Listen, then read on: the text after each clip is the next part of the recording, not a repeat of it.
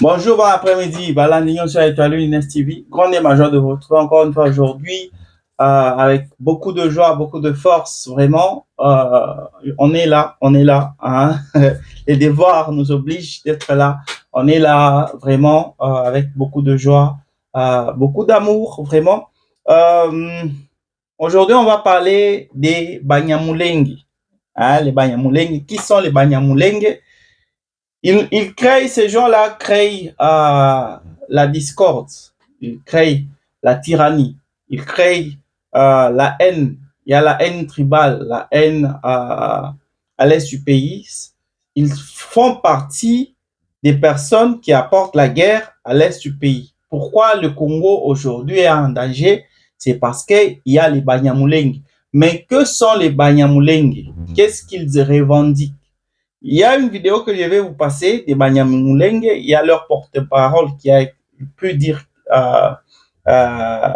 ce qu'ils revendiquent, les Banyamulenge. Je vais vous passer que ces gens-là ont dit. Et puis, je vais un peu entrer, je vais faire mon analyse par rapport à ces gens-là, d'où ils viennent, depuis quand, est-ce qu'ils sont une menace pour la RDC? Si oui, pourquoi? Sinon, pourquoi? Alors, on va essayer un peu de traiter le problème ici des Banyamulenge et pourquoi ces gens sont la bienvenue ou ne sont pas la bienvenue en RDC. On va parler de ça aujourd'hui sur décryptage politique. Avant cela, je tiens à dire, à souhaiter les meilleurs vœux à tous les fidèles de décryptage politique, tous les fidèles de Étoile Inès TV, en tout cas. On est en train de frôler les 100 000 abonnés. En tout cas, c'est grâce à vous. Merci pour votre fidélité. Merci pour vos partages, vos recommandations. En tout cas, tout ce que vous faites qui contribue à l'évolution et à l'émancipation de cette chaîne. Cette chaîne est comptée parmi les meilleures du pays. En tout cas, c'est grâce à vous. Je vous dis merci, merci en tout cas infiniment. Je vous souhaite tous les meilleurs vœux du monde. Je vous souhaite les vœux de bonheur, de prospérité, de longévité. En tout cas, plus d'amour, hein, moins de haine. Plus d'amour, moins de haine. Je suis pas là pour vous prêcher, mais je vous souhaite quand même toutes les bonnes choses. Profitez de ce temps, de ce temps de fin d'année. Essayez d'arranger là où ça n'a pas été pour mieux préparer l'année 2026. N'entrez pas en 2026 avec les problèmes de 2025 et cherchez à arranger. S'il faut demander pardon, faites-le pour commencer 2026 en paix. Alors, sans plus tarder, je vous passe la vidéo. Ce sera juste une seule vidéo. C'est sur le représentant des Banyamulenge qui a eu quelque chose à dire. Hein. Il a dit quelque chose que je tiens à vous partager.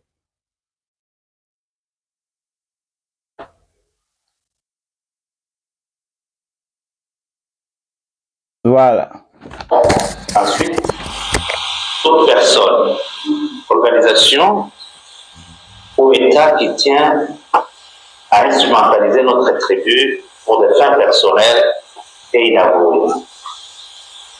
La communauté Banyamulenge n'a jamais imaginé l'option d'une quelconque rébellion pour faire valoir ses revendications à sa sécurité, par ailleurs légitime, moins encore demander à un État étranger pour venir la sauver par la guerre, il la encore plus exposé qu'avant contre les autres compatriotes de son pays pour exacerber davantage les discours de haine basés sur le faciès dont ils sont victimes depuis plus de 40 ans.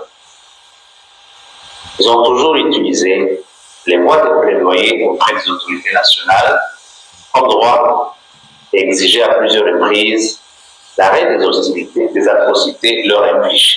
À cet effet, nous saluons les discours du chef de l'État qui, à plusieurs reprises, a clairement dénoncé les discriminations dont nous sommes victimes et exigeons que les services de sécurité suivent ce mot d'ordre. Tenons avec beaucoup d'intérêt à la cohabitation pacifique entre notre tribu et nos voisins et qui s'éloigne chaque fois quand il y a une guerre menée à notre nom. Demandons à notre gouvernement de combattre les discours de haine et de veiller à la cohésion nationale, seul gage d'une stabilité pérenne en RDC.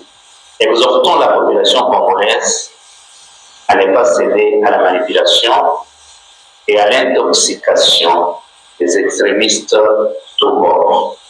Réaffirmons notre indéfectible attachement aux institutions légalement établies en RDC.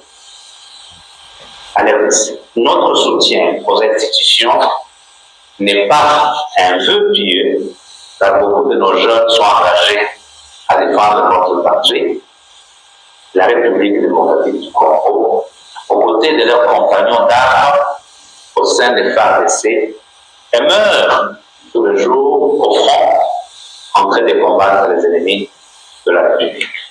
Notre communauté s'inscrit dans la dynamique des efforts inlassables entrepris par son Excellence Félix Antoine Tshisekedi Tshilombo, président de la République et chef de l'État et commandant suprême dans la recherche de la paix par toutes les voies possibles, diplomatie, rétablissement de l'intégrité du territoire national, etc. Enfin, nous sommes solidaires aux souffrances endues nos populations, des provinces du Nord et du Sud Kivu, depuis près de 30 ans, liées aux actes de la guerre, aux imposés par les ennemis de la paix. Voilà. Je pense qu'on a tout suivi de quoi il a été question. Si je peux expliquer pour ceux-là qui n'ont pas compris ou qui n'ont pas suivi la vidéo, c'est que le monsieur a dit qu'il représente les Banyamulenge. Alors, il a tenu à éclaircir certains points par rapport à ce qui se passait dans cette communauté. Il y a ceux-là qui disent que les Banyamulenge sont les 1-23.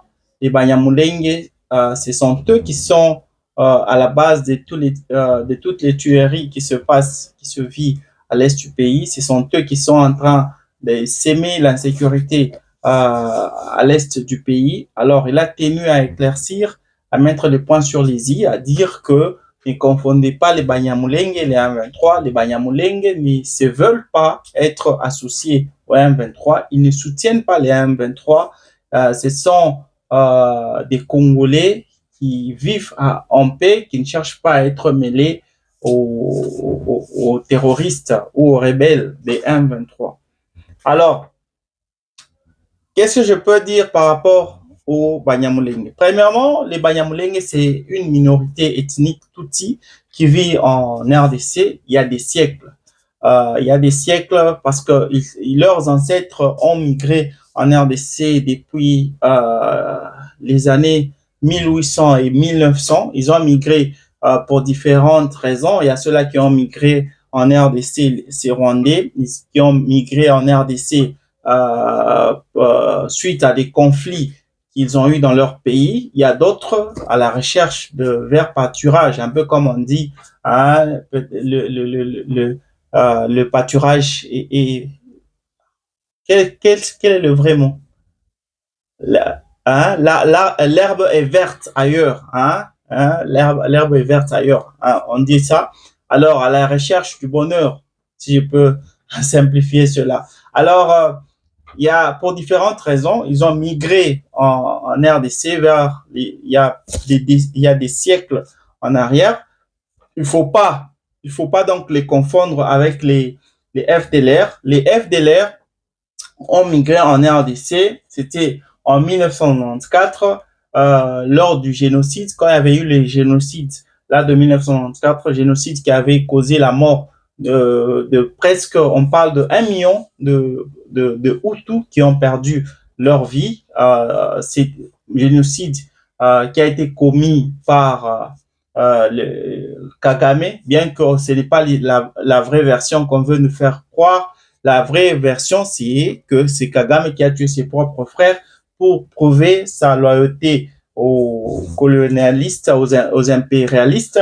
Alors, il a voulu leur prouver qu'il était l'homme idéal pour gérer leurs intérêts en Afrique centrale. Alors, il se devrait de prouver cela. Alors, il l'avait fait et voilà pourquoi il a reçu comme récompense la présidence du Rwanda vers les années 2000. Alors, avec les FDLR, c'était pas la même chose que ces Banyamulenge. Les FDLR ont trouvé les Banyamulenge déjà à l'est du pays.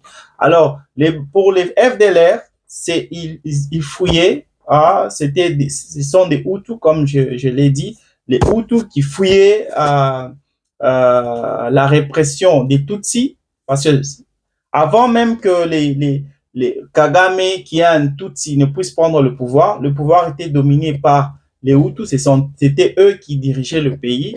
Alors, quand, soi-disant, ils ont commis le génocide, ils ont tué les Tutsis, alors Kagame et son groupe armé, le groupe armé qu'il dirigeait, avait arraché le pouvoir des mains des Tutsis et des mains des Hutus plutôt. Alors, se voyant en danger, voyant qu'ils allaient perdre leur vie, ils avaient décidé de chercher à fuir le pays. C'est ainsi que les Occidentaux ont imposé. Il y a la France qui est citée, il y a l'Angleterre, il y a les États-Unis qui ont été cités, il y a Bill Clinton, côté américain, qui avait dit à Mobutu d'ouvrir la frontière pour accueillir ces FDLR, ces Hutus-là qui étaient au pouvoir en ce temps-là. Alors, c'est ainsi que Mobutu qui avait décidé d'ouvrir la frontière à ces gens-là, à ces Hutus-là qui vivaient au Rwanda vers les années 1994. C'est ainsi que la RDC a encore une fois accueilli des Rwandais sur son sol. Donc, ces gens-là, quand ils sont venus, ils ont trouvé déjà, il y avait des Banyamulenge qui étaient déjà installés depuis des siècles. Je vous ai dit, depuis les années 1800 et les années 1900. C'est comme ça. Alors, ces gens-là étaient installés déjà là-bas, ces Banyamulenge, mais il se fait que il y a insécurité. Depuis que et les FDLR et les Banyamulenge sont là, c'est la partie de l'Est a toujours été sujette à l'insécurité. L'ennemi a toujours eu cette facilité-là d'entrer sur notre sol et de sortir quand il veut. Je vous ai dit l'autre fois, le Rwanda a déjà pu entrer sur notre sol, violer l'intégrité nationale de notre territoire par 7 fois. Donc, cette dernière fois ici, c'est la 7e fois que le Rwanda a violé notre territoire national, la souveraineté de notre territoire national, 7 fois. Et on le sait, le Rwanda est à l'est. On partage la même frontière avec le Rwanda. Donc, ils entrent par l'est, mais ils ont cette facilité-là d'entrer sur notre sol et sortir quand ils veulent. C'est pas dire que quand ils fuient, ils rentrent chez eux, c'est parce qu'ils ont été poussés. Je peux vous donner la seule fois, je m'excuse, la seule fois que le Rwanda avait subi beaucoup de pertes, c'était vers les années 2002, quand ils avaient pris presque toute la partie orientale de notre pays. Ils étaient au point de prendre tout le pays. Il y avait eu une grande guerre, il y avait l'intervention de tous les pays voisins qui ont intervenu pour combattre contre le Rwanda. C'est ainsi que le Rwanda s'était retiré. À part ça, le Rwanda avait pour mission de prendre tout le pays. Et il n'y a pas que ça s'est déjà fait plusieurs fois. Alors, cela nous pousse à réfléchir un peu sur les Banyamulenge ici. Est-ce que ces Banyamulenge sont une menace pour la RDC? Est-ce que ces Banyamulenge, même si on les laissait aujourd'hui, est-ce qu'on peut espérer, parce que ça divise cette discussion. Il y a ceux-là qui trouvent que, bon, ce sont des Congolais parce qu'ils vivent au Congo depuis des siècles maintenant. Maintenant, comment vous pouvez dire que non, ils ne sont pas des Congolais, hein? Logiquement, ce sont des Congolais parce qu'ils se sont installés depuis il y a des siècles. Il y a beaucoup de générations qui ont vécu à l'Est. C'est des générations de Banyamulenge qui ont vécu à l'Est. Ils parlent des langues qui sont similaires au Kinyarwanda. Hein? Donc, si vous les écoutez et que vous ne connaissez pas le Kinyarwanda, vous allez croire qu'ils parlent Kinyarwanda, mais c'est pas le Kinyarwanda. Alors, ils ont leur langue, ils communiquent, ils se sont intégrés à la culture congolaise, ils parlent des langues congolaises aussi, mais dans le sang, le problème c'est dans le sang. Leur sang, il n'est pas congolais, leur sang, il est rwandais. Leur sang, il est rwandais. Pourquoi je parle maintenant du sang? Vous savez, si vous êtes votre sang, vous appartenez à tel, même si vous allez passer toute votre vie ailleurs, votre sang va toujours vous réclamer. Je vais entrer un peu dans la Bible. Je m'excuse, je vous prêche pas. Je vais entrer un peu dans la Bible pour expliquer ce que je veux dire. Moïse, on tuait les premiers fils israélites. Moïse, il a échappé à la mort. On l'a mis sur les eaux de la mer. Et puis, il y a la fille du pharaon qui l'a récupéré. Oh, c'est un Israélite, un enfant. Elle a eu pitié, elle a dit, non, je vais l'héberger, je vais garder cet enfant, je vais l'adopter. Elle a gardé cet enfant. C'était un bébé. On a élevé cet enfant. Il a grandi avec la culture égyptienne. Il a eu même la sagesse égyptienne. Il a étudié la magie égyptienne. C'est quelqu'un qui était égyptien. Parce qu'il était tout petit, il était bébé, et puis on l'a élevé avec la culture égyptienne, donc c'était un Égyptien. Mais un jour, quand il a vu les Égyptiens en train de tuer, en train de tabasser à mort les Israélites, il a eu pitié de ces Israélites. Lui qui était égyptien, il s'est tourné contre les Égyptiens pour tuer ces Égyptiens. Il les a tués parce qu'il ne voulait pas que ces Égyptiens-là puissent tuer les Israélites. C'est ce qui avait causé même sa fuite. Il devait fuir maintenant parce qu'il avait tué les Égyptiens. Il savait qu'on allait faire le rapport au pharaon et on allait le chercher pour le tuer parce que cela n'avait pas changé. On savait déjà que ce monsieur, c'était un Israélite. Pourquoi je vous parle du sang? Ces gens ici, les Banyamulenge, ils se disent être Congolais. Mais chaque fois qu'ils doivent choisir entre soutenir les intérêts congolais et les intérêts rwandais, ils choisissent toujours le Rwanda. Voilà pourquoi l'Est du pays est toujours faible. L'Est du pays est toujours facile pour l'ennemi de percer. Pourquoi? Ce sont ces mêmes personnes qui donnent des informations aux Rwandais, les mêmes personnes qui aident les Rwandais à entrer. Ils savent dire aux Rwandais, ok, ici, il n'y a pas de soldats, là-bas, il y a des soldats, ils ont telle arme, ils n'ont pas d'armes, ils leur donnent toutes les informations. Bien sûr qu'il y a des infiltrés, bien sûr qu'il y a des corrompus dans notre armée. Ça, on ne refuse pas. Mais ces gens ici ne travaillent pas pour de bonnes causes. Ils ne travaillent pas pour les intérêts congolais. Alors, ces gens de personnes, comment est-ce qu'on peut dire que ce sont nos frères, ces Banyamulenge ici? Comment est-ce qu'on peut dire que ce sont nos frères s'ils ne veulent pas défendre notre sang? Ils décident de travailler pour les Rwandais parce que c'est ça leur origine. Ce sont par implantation, hein, par implantation territoriale. Ce sont des Rwandais. Alors, comment est-ce que vous pouvez expliquer que ces gens puissent être là, à l'est du pays?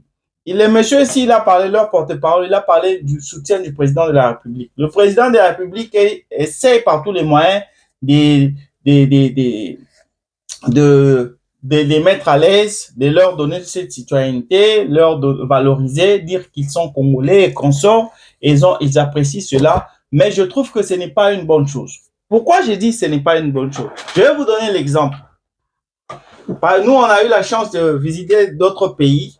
On a un peu la réalité d'autres pays. Comment ça fonctionne? Je vais vous donner l'exemple, par exemple, de l'Afrique du Sud. L'Afrique du Sud, les étrangers n'étaient pas un problème. Juste, bon, ils ont toujours été un problème, mais c'est devenu un grand problème quand on a vu que le pays n'allait pas bien à cause des étrangers. On a vu que non, il y avait le taux de chômage augmenté. Maintenant, les habitants, les citizens, les citoyens du pays ont trouvé que non, eux manquaient de l'emploi. Alors, au moment où les étrangers, eux, ont de l'emploi, par exemple, oh non, il y a maintenant l'insécurité, il y a les gens du Nigeria qui vont en Afrique du Sud et qui vendent de la drogue. Alors, on est en insécurité. Alors, ces gens ici, qu'on a acceptés, à qui on a ouvert les frontières pour qu'ils viennent ici, ils ne contribuent pas à notre évolution. Mais notre pays commence à se dégrader. Alors, ces gens ne sont pas les bienvenus ici. Voilà pourquoi il y a chaque fois des actions xénophobes. On tue des étrangers en Afrique du Sud, on tue, on chasse, on déporte les autres. Ce n'est pas seulement en Afrique du Sud. Cela se passe aussi au Ghana. Au Ghana, il y a le Ghanéen qui font la même chose avec les Nigérians. Ils ne veulent pas avoir les Nigérians là-bas au Ghana, soi-disant pour les mêmes causes. Vous l'avez vu récemment avec l'Angola. En Angola, c'est la même chose. En Tanzanie, c'est la même chose. Et je peux même aller plus loin, quitter le continent pour aller aux États-Unis. C'est la même chose avec aux États-Unis. Aujourd'hui, au moment où je vous ai parlé, je voulais déjà annoncer sur décryptage politique. D'ailleurs, cette même. Aujourd'hui, il n'y a pas de DV loterie. On a coupé cela. On a coupé les DV ou bien on a supprimé ce DV loterie. Pourquoi? Parce que il y avait un certain Claudio qui a immigré aux États-Unis vers les années 2017 par cette fameuse ce système-là d'immigration DV. Il est allé là-bas et il a tué des gens. Alors on s'est dit non, on ne peut pas permettre à ce que les gens viennent ici et ces gens commettent nos citoyens en insécurité. Alors on supprime ça, ces gens ne peuvent pas venir ici. Vous voyez? Alors, chaque fois que vous allez dans un pays, vous devrez de respecter les institutions de ce pays si vous voulez être accueilli dans ce pays. Vous ne pouvez pas aller dans un pays, je ne sais pas d'où vous venez, vous allez dans un pays, mais vous ne voulez pas respecter la constitution de ce pays, vous ne voulez pas respecter les gens de ces pays. Donc, vous voulez, tout ce que vous faites, c'est pour les intérêts du pays de votre origine. Ça ne fonctionne pas, ça n'existe pas. Il n'y a qu'au Congo que ça existe. Des gens qui viennent là-bas, qui ne travaillent pas pour le Congo, mais qui sont considérés comme des Congolais. Ça ne se fait pas. Ils ont des origines rwandaises. Bien sûr, ils ont vécu au Congo il y a des siècles en arrière. Peut-être que les gens que vous avez maintenant, la plupart, ce ne sont même pas les gens qui ont immigré, c'est leurs ancêtres qui ont immigré en RDC. Ils ont laissé des enfants. Alors, ces gens-là, s'ils ne savent pas respecter la constitution congolaise, s'ils travaillent pour les Rwandais, pourquoi laisser ces gens-là en RDC? Ils sont à la base de tout ce qui se passe à l'Est. Si on est en insécurité aujourd'hui, c'est parce qu'il y a des Rwandais qui sont infiltrés parmi nos communautés. Alors, comment est-ce qu'on peut faire confiance en des gens comme ça si chaque fois que l'ennemi veut être là, et même si ces gens-là sont là, admettons, il y a les Banyamulenge qui est là, il y a le frère, il y a le Congolais qui est là et il y a le Rwandais qui est là. Vous pensez que le Banyamulenge, s'il avait la chance, s'il avait une arme, il va tuer qui? Il va tuer le Congolais. Donc, on ne doit pas se voiler la face. Si notre gouvernement était organisé, ce sont des moments pareils que le gouvernement devait se prononcer. On a d'abord un problème. On vit dans un pays là où il n'y a pas de, il n'y a pas de cartes. Les habitants n'ont pas de carte d'identité. Ce qui est déjà un problème majeur. Parce que n'importe qui peut venir en RDC et s'octroyer l'identité congolaise. Il n'y a rien qui va prouver qu'il n'est pas congolais. Qu'est-ce qui prouve aujourd'hui que vous qui me regardez, vous êtes congolais? Voilà pourquoi il y a des gens qui m'appellent, qui disent que toi, aux Rwandais, peut-être, je ne sais pas, par la morphologie, je ne sais pas, mais je ne sais pas. Donc, on juge quelqu'un par la façon. Il y a quelqu'un là qui m'avait fait pitié. Il se défendait dans une vidéo TikTok là. Mais Bozlobara Naza Congolais, Nasta la nini pour que na la Sabine que Naza Congolais. Vous voyez? Alors, des gens comme ça, si vous avez déjà votre carte d'identité, vous n'avez même pas besoin de parler. Vous montrez votre carte d'identité. Je suis congolais. C'est fini. Que ce soit vous veniez de je ne sais où, mais vous avez rempli tous les documents nécessaires pour obtenir l'identité congolaise. On vous respecte en tant que Congolais. Mais aujourd'hui, on a des personnes qui vivent en RDC, qui se sont octroyées l'identité congolaise, mais qui ne sont pas congolaises. Et ces gens-là ne travaillent pas pour des causes, pour les intérêts congolais, mais pour des intérêts des pays de leur origine. Combien de Chinois qui sont en RDC, qui se moquent même de notre gouvernement aujourd'hui, mais qui travaillent pour la Chine, mais ils sont sur notre sol. Mesdames et messieurs, merci de nous avoir suivis. C'était Décryptage politique. En tout cas, aimez, partagez le live. Ça va beaucoup, la vidéo, ça va, je suis tellement habitué au live que je faisais. Ça va me faire beaucoup de bien. En tout cas, on se retrouve demain. Portez-vous bien. Bye.